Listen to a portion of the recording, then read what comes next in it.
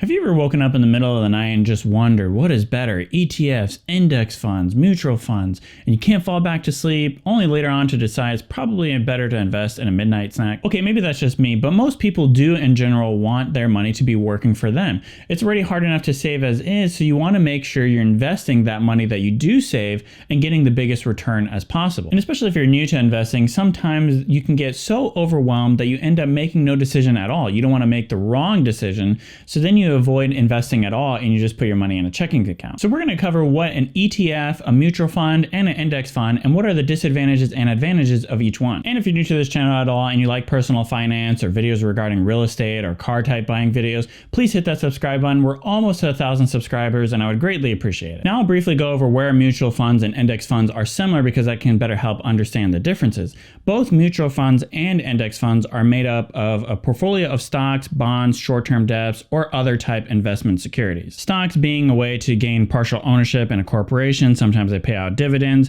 while bonds are a form of debt that are usually issued by a company or even a government, and later on you're repaid with interest. Now with mutual funds, probably the biggest disadvantage is it's been proven over time and time again that over the long run, mutual funds rarely, very rarely outperform the market. Now a lot of this has to do with the second biggest disadvantage of mutual funds, which has to do with the fact that they have higher management expense ratios, which basically just means higher fees. So for example, if I invest $1,000 with a bank that doesn't charge any fees, that $1,000 is just going to sit there, usually gain no interest, but there's no fee as well. So I can withdraw that $100 later on and still have that full amount. Versus if I invest $100 with a mutual fund, and let's just say, for example, it doesn't grow at all, so it remains at $100, because of that management expense fee, I'm going to be charged 1% of that $100. So later on, I withdraw that $100 and now it's $99. So obviously, if you invest $100 with a mutual fund, you would hope that it actually does grow, but the fact still remains the same that you would not only have to have a mutual fund that performs equivalent to the stock market, you would also have to have it outperform the stock market or whatever benchmark you're comparing to. So let's say you're comparing against the NASDAQ and the NASDAQ raises 7%. My mutual fund could also raise 7% based on the portfolio they selected.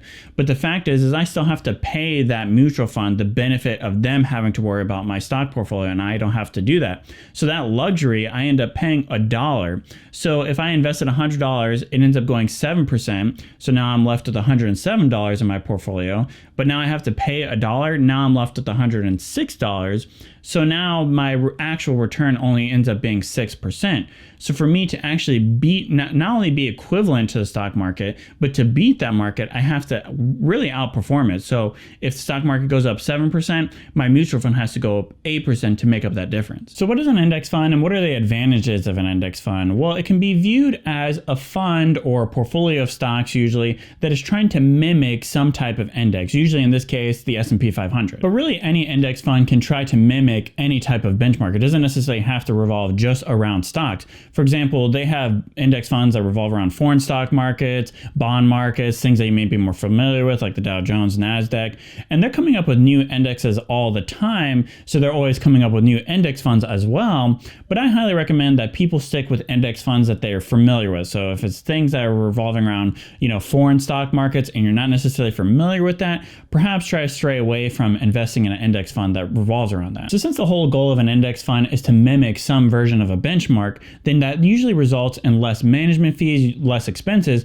which ends up being a key point on the advantage of an index fund. Just think about it. A mutual fund has to hire a whole bunch of analysts to analyze different stocks, and they have to rebalance their portfolio all the time, versus an index fund. Basically, the only thing you have to worry about is if if I'm investing in an index fund that mimics the stock market, if some stock gets delisted, then that's the only time that they kind of have to rebalance their portfolio. Versus a mutual fund, you have a whole team of analysts just for one fund. In general, you can think of an index fund as a more passive style to investing. They're not necessarily trying to time the market. They're not necessarily trying to pick different stocks, individual stocks that I think have huge opportunities. Versus mutual funds are kind of more active approach to investing. They're actively managing the portfolio versus index funds is more passive. So this all relates to the biggest advantage of index funds, which is the fact that they typically have lower expense ratios. So going back to that idea of I'm paying for that fee for that privilege of someone else having to worry about my portfolio. I'm not necessarily having to manage it myself. Usually with mutual funds, you're seeing that 1%, but with index funds, you're usually seeing 0.2% all the way up to 0.5%. So at best case scenario, you're already saving 0.5%, because that difference between 0.5 of an index fund versus 1% of a mutual fund, that basically guarantees that with an index fund, you have a better opportunity to have higher returns than, say, a mutual fund. And there are certainly index funds out there that offer expense ratios that are pretty much pushing down to 0%. So it's basically free to use. But in those scenarios, I always like people to think about, if something is pretty much free, then you have to consider the fact that maybe you're the product, right? Usually people like to say, if something is offered for free, then you're the product. So maybe they're selling your data. If that's something you care about, then perhaps you should stay away from those types of index funds. Or maybe there's some other type of fee. Maybe when you try to withdraw your portfolio, there's a fee associated with that. So definitely do your research before you just jump on board just because you see something has a very, very low expense ratio. And some of you may be thinking out there, I don't want to pay any fee at all. I want to do the same thing that these index funds do. Why can't I just buy a bunch of stocks to mimic the Dow Jones or NASDAQ? And that certainly is possible, but the reality is you're going to spend so much time, and you're also opening yourself up to a lot of risk as well. So think about that maybe that 0.5% is actually worth it for that privilege of not necessarily having to worry, not necessarily having to stress about your portfolio. You know that somebody else is managing it. And if something changes, like I mentioned before, stocks get delisted all the time from NASDAQ or Dow Jones or added as well. So when those changes happen, you don't necessarily have to worry about that. So I definitely think 0.5% is definitely a small fee to pay for not necessarily having to stress about that. But there are certainly disadvantages for index funds as well. Certainly one big disadvantage with index funds that mimic the stock market, for example, if it's tracking the NASDAQ or S&P 500 and the stock market starts to crash, you're opening yourself up to that risk that, your portfolio is going to crash with the market. Whereas you would hope with the mutual fund that the people actively managing this portfolio would see the stock market start to tank and they would kind of rebalance their portfolio to minimize that downturn. And there are two main points I want to make with this disadvantage. The first being, there's not necessarily a guarantee that you're not still going to lose money with a mutual fund. For example, if the stock market crashes 10%, sure, a mutual fund will end up still outperforming the market, but the reality is they can still lose 8% of your portfolio versus the stock market lost 10%. So they're still doing and outperforming the stock market, but the reality is you still lost money. Plus, it's never a guarantee that the mutual fund will actually outperform the market, even in the short run. That maybe during a stock market crash, they actually rebalance their portfolio so they end up losing more money than had you just invested in an index fund. The second point is, if you actually are worried about opening yourself up to that risk of a stock market crash, then what you actually care about is more so of an asset allocation. So for example, if I have, let's say, $10,000 to invest, I can invest $10,000 into an index fund that tracks the Dow Jones. In that case, my asset allocation is 100% into the stock market, versus I could have just invested $5,000 into an index fund that tracked, the S&P 500, and then kept the other $5,000 in cash. So in that situation, I'm basically decreasing my risk or exposure in the stock market and that exposure to a market crash.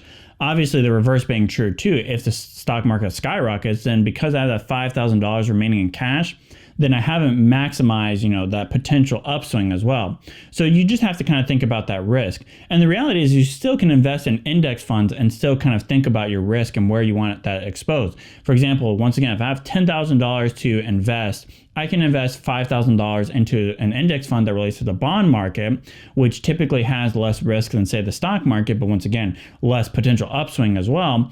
And then the remaining, $5,000, I can put $3,000 into an index fund that relates to the stock market, and then $2,000 in cash. And once again, I can't encourage this enough, but make sure you fully understand the index fund you're getting involved in. So for example, if it's an index fund that relates to foreign stock markets and you don't understand that at all, or you didn't even know that there were foreign stock markets that exist, then in that case, I would highly suggest either staying away from it or do your research prior to investing your money in that index fund. So going back to this idea of investing in multiple different index funds to kind of diversify your risk, that's exactly why a target index fund is one of the best options for pretty much 99% of investors out there. See, these target date index funds basically take into account how many years you have until retirement and then basically adjust your risk accordingly. So let's say you have 10 years into retirement, it's going to be less risky and less aggressive. So it's probably going to be more heavily skewed to an index fund that relates to the bond market versus the stock market.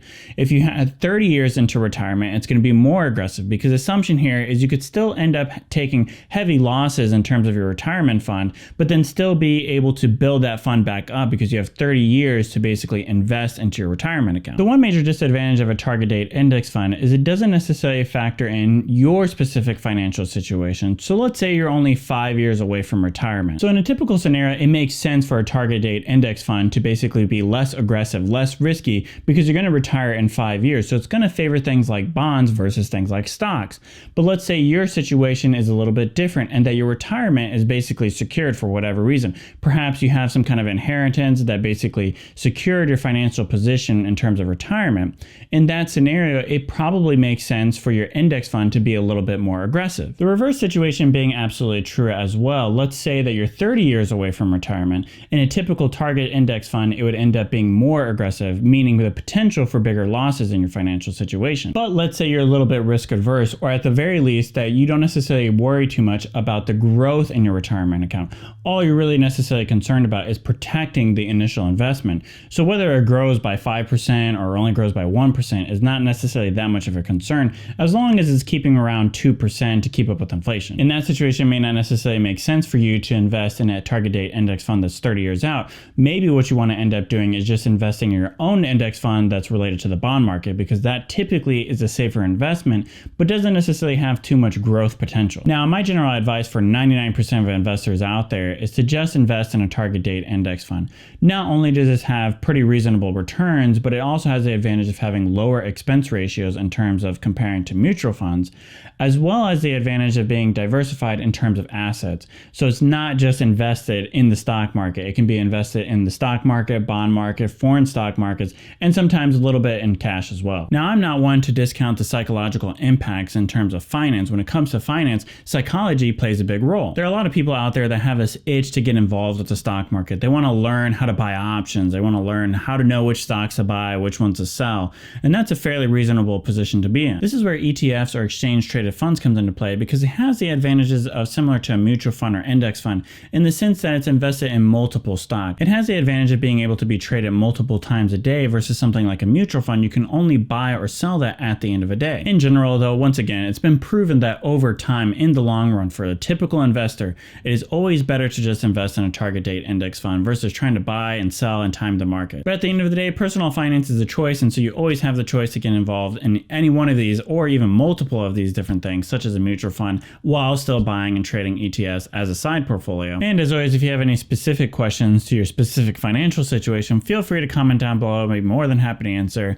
And if you like personal finance, please consider subscribing to this channel. I'm almost at 1,000 subscribers. I would greatly appreciate it. I talk about personal finance as well as home buying type videos, as well as car buying and career advice. So please consider subscribing, and I hope to see you in the next one.